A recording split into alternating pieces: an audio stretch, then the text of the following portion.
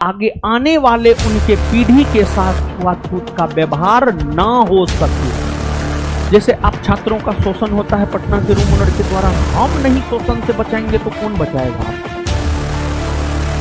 हमको पता है इस बोलने का परिणाम बहुत बुरा होगा, लेकिन परिणाम से अगर अंबेडकर साहब डरते ना, आज दलित उनको अपना भगवान नहीं मानता। भी हम पटना के रूम ओनर के टारगेट पे आ गए हैं, पटना के सब टीचर के टारगेट पे आ गए हैं। समझिए, आपका हक और अधिकार दिलाएंगे। मेरा ये प्रयास रहेगा कि पटना में ना शिक्षकों के द्वारा और ना रूम ओनरों के द्वारा आपका शोषण, ये हम सोचे। जब आपने हमें पहचान किया है तो आपके हक और अधिकार के लिए हम नहीं लड़ाई लड़ेंगे तो कौन लड़ेगा? सब तो चुप ही है।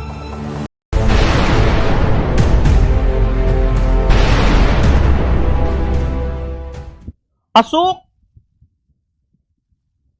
के बारे में समझाने से पहले रात में हम कुछ कुछ लिखे हैं। 1:30 बजे रात को हम शेयर किए थे, देखे हैं आप लोग? देख लीजिएगा, बहुत अच्छा लिखे हैं, पढ़े हैं उसको। हाँ, सब जगह शेयर किए हैं। सच यही है, समझे? सच यही है। दाल काला नहीं है, पूरा दाले काला है, समझे? तो अंबेडकर साहब क्यों महान है जानते हैं? अंबेडकर साहब जब अपने कालखंड में थे तो अंबेडकर साहब का विरोध होता था। जब वो अपना विचार रखते थे तो अंबेडकर साहब का विरोध होता था। अंबेडकर साहब का महात्मा गांधी के साथ जो है हमेशा विवाद रहता था, लेकिन इतिहास के पन्नों में आज अंबेडकर साहब जिंदा हैं अपने विचारों की वजह से। अंबेडकर साहब मेरे दृष्टिकोण में इसलिए महान हैं क्योंकि दलितों और पिछड़ों के साथ जो छुआछूत का व्यवहार होता था, पिछड़ों के साथ, दलितों के साथ, अंबेडकर साहब दलित थे, उनके साथ जो छुआछूत का व्यवहार हुआ, उन्होंने भारत के संविधान में ऐसा प्रावधान कर दिया कि आगे आने वाले उनके पीढ़ी के साथ छुआछूत का व्यवहार ना हो सके। ऐसा प्रावधान अंबेडकर साहब ने संविधान में कर दिया। इसी वजह से अंबेडकर साहब महान हैं, समझे? तो अगर जैसे आप छात्रों का शोषण होता है पटना के रूम ओनर के द्वारा, हम नहीं शोषण से बचाएंगे तो कौन बचाएगा आपको? आपका कोई बोर्ड अगर शोषण करेगा, आपके साथ ज्यादती करेगा, आपके भविष्य के साथ खिलवाड़ करेगा, तो हम नहीं बोलेंगे तो कौन बोलेगा? हमको पता है इस बोलने का परिणाम बहुत बुरा होगा, हमको पता है, लेकिन परिणाम से अगर अंबेडकर साहब डरते ना, आज दलित उनको अपना भगवान नहीं मानता, तो परिणाम से हम भी नहीं डरने वाले। और जब हम पटना के रूम ओनर के बारे में आजकल में कुछ बोले हैं, तो हम एक बात तो ना, हमको किसी से कोई दुश्मनी नहीं है, ना हम किसी का खेत जोते हैं ना वो मेरा खेत जोता है। मेरा ये कहना है कि जैसे हम शिक्षक हैं, हम अगर आपसे 5,000 लेते हैं, 6,000 लेते हैं, 4,000 लेते हैं, 3,000 लेते हैं, तो हम आपको 14 महीना 18 महीना पढ़ाते हैं, तब हम लेते हैं। एक बार जोड़ करके देखिए, पर महीना 200-300 रुपया के हिसाब से होगा बाबू, 18 तिया 54, पर महीना 200-300 के हिसाब से हम लेते हैं। तो हम आपको सुविधा देते हैं। तो हम पटना के रूम मालिकों से आपके जरिए यही कह रहे हैं और इस वीडियो के जरिए यही कह रहे हैं कि आप पैसा लेते हैं तो आप छात्रों को सुविधा दीजिए। आप छात्रों को भेड़ बकरी मत समझिए। वो छात्र आपके लिए लक्ष्मी है, और जो लक्ष्मी का सम्मान नहीं करता है, ठीक है कुछ दिन तो आपके पास रहेगा, लेकिन उस लक्ष्मी के हाथ से जाते समय भी नहीं लगेगा। तो सम्मान कीजिए छात्रों का। छात्रों को भेड़ बकरी मत समझिए, उसको सुविधा दीजिए। जो रूम रेंट लेते हैं उस एवज में जो सुविधा होता है, कम से कम एक मानव होने के नाते जो सुविधा होता है वो तो मिलना चाहिए।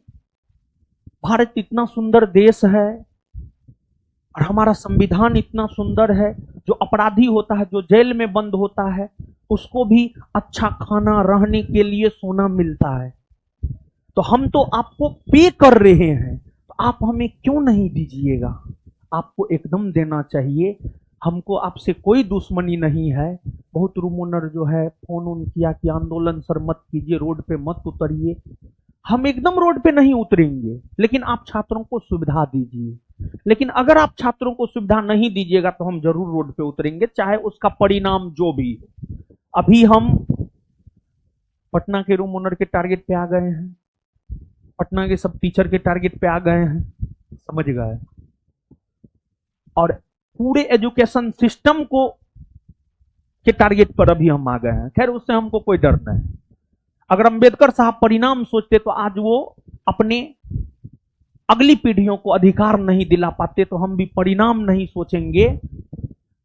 मेरा ये मानना है कि रात में हम यही सोच रहे थे। रात में 9 बजे ऑफिस से ही घर चले गए थे, 10 बजे तक फ्रेश हो गए, 10:30 बजे तक खाना खा लिए, उसके बाद पढ़ने के लिए बैठे। तो एक विद्यार्थी का कुछ इमोशनल मैसेज आ गया बीपीएससी को लेकर। तो फिर हम उसी पर 1:30-2 बजे रात तक सोचे। 1:30 बजे तक तो हम मैसेज किए, हमको लगता है, समझ गए। तो उसी पे सोचे हैं और हम ये सोचे हैं कि परिणाम जो भी हो, हम आपके हक और अधिकार की लड़ाई में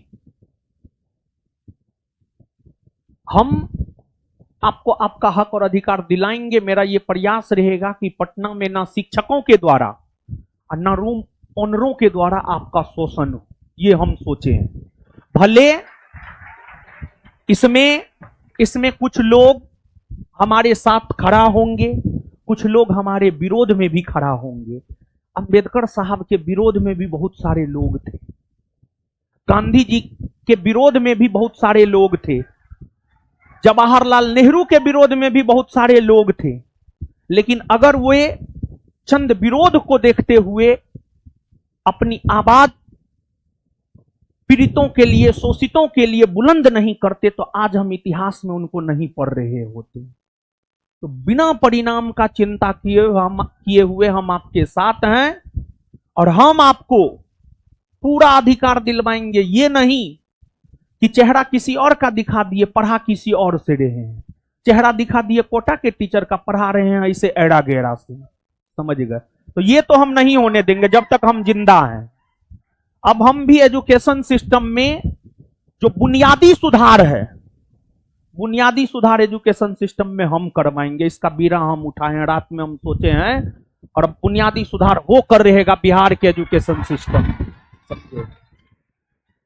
चाहे इसके लिए हमको जो करना पड़े, हमारे घर पे ईडी का रेड पड़े, सीबीआई का रेड पड़े, आईटी का रेड पड़े, या पुलिस दबिश डाले, हमको कोई फर्क नहीं पड़ता है। क्या भगत सिंह जेल नहीं गए? तो क्या वे गलत थे? क्या जवाहरलाल नेहरू जेल नहीं गए? क्या महात्मा गांधी जेल नहीं गए? क्या वो गलत थे? कदापि गलत नहीं थे। तो हम, अरे आज हमारी पहचान आपसे है, हमारी पहचान आपसे है। आपने हमें एक पहचान दिया है समाज में। आज लोग हमको जानता है, जहां जानते हैं वहां पर बोलता है कि यहां ज्ञान बिंदु के रोशन आनंद है। तो आपने हमें पहचान दिया है। तो जब आपने हमें पहचान दिया है, तो आपके हक और अधिकार के लिए हम नहीं लड़ाई लड़ेंगे तो कौन लड़ेगा? सब तो चुप ही है। कोई तो एक आगे बढ़ेगा, किसी एक को तो बोलना होगा, किसी एक को तो जेल जाना होगा। हम सब चीज के लिए तैयार हैं। बस आप लोग से एक रिक्वेस्ट है, आप लोग से सिर्फ एक रिक्वेस्ट है कि आप लोग सिर्फ पढ़िए। सिर्फ क्लास में जो देते हैं, आप किसी भी अपने अच्छे सीनियर को जिसका जॉब लग गया, उसको आप कोचिंग का स्टडी मटेरियल दिखाइए, उसको आप अपना कॉपी दिखाइए। एकदम कहेगा टू दी पॉइंट। हम बस यही कहेंगे, आप पढ़िए, आप पढ़िए, आप मेहनत कीजिए, आप रिवीजन कीजिए, और जरूरी है, जरूरी है। समझ गए? अब हम लोग आते हैं, पढ़ते हैं।